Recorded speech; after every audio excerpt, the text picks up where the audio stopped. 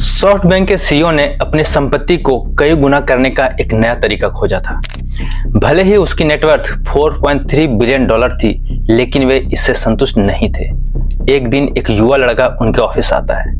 Investor उसका स्वागत करता है और कहता है कि फोन पर हमने इसके बारे में पहले बात की थी, चलिए इसे आगे बढ़ाते हैं। युवा लड़का कहता है कि उसने पहले ही बताया था कि वह इस डील में दिलचस्पी नहीं रखता है। इन्वेस्टर कहता है कि हर किसी की एक कीमत होती है। मेरे डील को ठुकराने से पहले मैं तुम्हारी मैनेजमेंट फीस को दोगुना कर देता हूँ। मेरा इन्वेस्टमेंट पोर्टफोलियो 3 बिलियन डॉलर का होगा और इसे मैनेज करने के लिए तुम्हें इसका 4% मिलेगा। इसके अलावा तुम्हें नेट प्रॉफिट का 30% परफॉर्मेंस फीस के रूप में मिलेगा।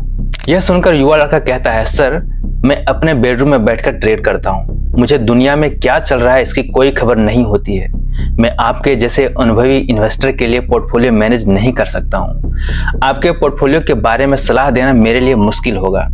मैंने अपनी ट्रेडिंग स्टाइल खुद डिजाइन की है और मैं किसी और के विचारों से प्रभावित नहीं होना चाहता हूँ। मैं स्वतंत्र रहना चाहता हूँ। युवा लड़का सिर झुकाकर आदरपूर्वक ऑफिस छोड़ने लगता है।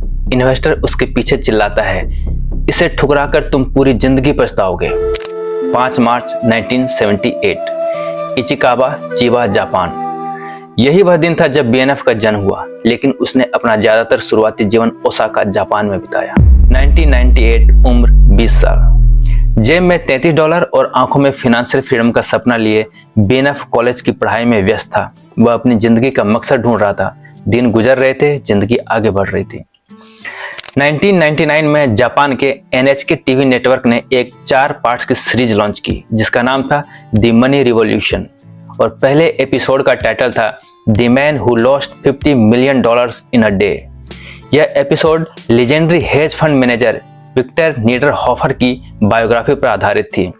विक्टर एक साहसी और वाइल्ड स्पेकुलेटर थे जो 2 बार इंडेक्स फ्यूचर्स में ट्रेडिंग करके अपना अकाउंट ब्लॉक कर चुके थे। इस सीरीज को देखकर बीएनएफ को अपने जीवन का मकसद मिला। वह इस डॉक्यूमेंट्री में दिखाए गए ट्रेडिंग और लाइफस्टाइल से बहुत प्रभावित हुआ। अब उसने नीडर होकर विक्टर की तरह बनने का फैसला कर लिया। इसलिए उसने अपना ट्रेडिंग नाम बीएनएफ चुना। यह ट्रेडिंग का खेल और उससे आने वाला थ्रिल और फ्रीडम ही था जिसे बीएनएफ हमेशा से चाहता था। वह विक्टर की तरह अमीर घर में पैदा नहीं हुआ था। इस समय बीएनएफ कॉलेज का एक ब्रोक स्टूडेंट था। उसे पता था कि ट्रेडिंग शुरू करने के लिए उसे केवल पैसे कमाने और बचाने की जरूरत नहीं थी, बल्कि उससे भी ज्यादा कुछ सीखना था। बीएनएफ ने कॉलेज के बाद पार्ट टाइम जॉब ज्वाइन की। हफ्ते के दिनों में नाइट शिफ्ट और वीकेंड्स में डे शिफ्ट। इसके अलावा उसने अपने खर्चों में कटौती की और जितना संभव हो उतना बचत करने लगा। साल 2000, उम्र 22 साल। 2 सालों तक पार्ट टाइम जॉब करते हुए और चार्ट्स का अध्ययन करते हुए बीएनएफ ने अपने ट्रेडिंग करियर का सामना करने का निर्णय लिया। अब तक उसने कुल $13,600 जमा कर लिए थे। युवा, भूखा और अनुशासित बीएनएफ बहुत ही सावधानी से ट्रेड कर रहा था, लेकिन जिस बाजार में उसने कदम रखा था वह बुरी तरह से अनफॉरगिविंग था, एक बियर मार्केट। 2 साल तक चार्ट्स का अध्ययन करने के बाद भी बीएनएफ को शुरुआत में लॉसेस सहने पड़े।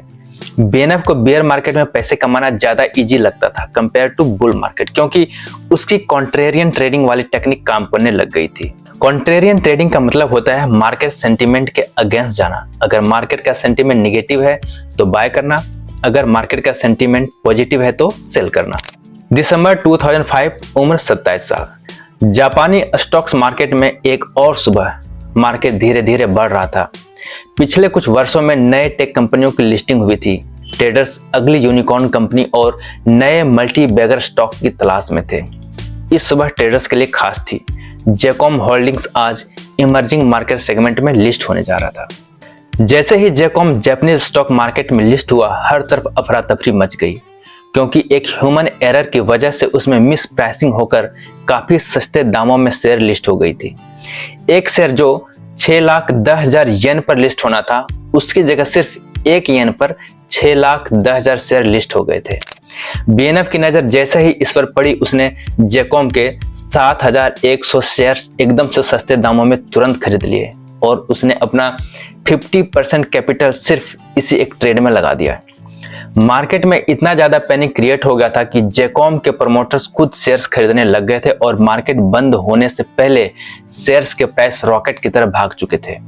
सारे ट्रेडर्स प्रॉफिट बुक करने लगे थे, लेकिन BNF ने सिर्फ 1100 शेयर बेचे और एक कैलकुलेटेड रिस्क लेके 6000 शेयर को ओवरनाइट के लिए होल्ड कर लिया। और अगले दिन जब मार्केट खुली तो BNF ने करीब 150 करोड़ सिर्फ एक सिंगल ट्रेड से कमा लिए थे। और इसी ट्रेड के बाद BNF बन गया था जापान का सबसे फेमस दी जैकब मैन। लेकिन फिर 2008 में BNF ने एक और बड़ा दांव खेला, जिसमें उन्होंने लेहमैन ब्रदर्स के स्टॉक को क्रैश में उठाने का सोचा।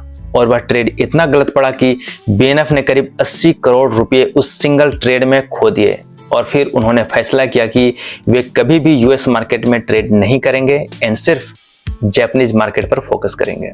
ट्रेडिंग से मिलियंस कमाने के बाद भी BNF ने एक सिंपल लाइफ स्टाइल जीना प्रेफर किया। आपको इंटरनेट पर ज्यादा फोटोज या इंटरव्यूज BNF को देखने के नहीं मिलेंगे। अपने अपार्टमेंट के छोटे से कमरे में रेमेन खाते हुए ट्रेड करना उनका पसंदीदा काम है। तो ये थी फेमस ट्रेडर BNF की स्टोरी। और अगर आप भी ट्रेडिंग सीखना चाहते हैं तो इस चैनल को सब्सक्राइब कर सकते हैं, क्योंकि इस चैनल पर ट्रेडिंग से रिलेटेड वीडियो आने वाले हैं।